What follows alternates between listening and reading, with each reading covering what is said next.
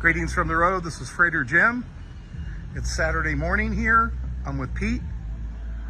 We're bringing the 33 Plymouth out of the trailer. In case you haven't heard before, all vehicles are winched on and off the trailer, even if they run. And I try to park on a slight upgrade and let gravity do the work. What a pretty car.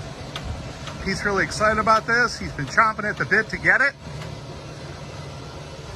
Beautiful day here. It's not raining. It sure did rain yesterday, I'll tell you.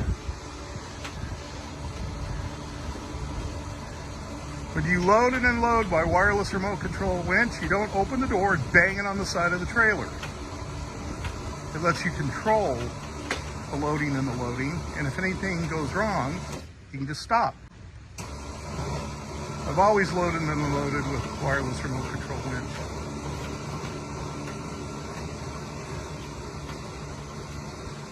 So, we're out of the trailer. I'll disconnect the winch line. We'll roll a little bit forward. Hope everybody's having a great weekend. I sure am. Remember, drive safe, arrive alive. This is Freighter Jim. Talk to you later.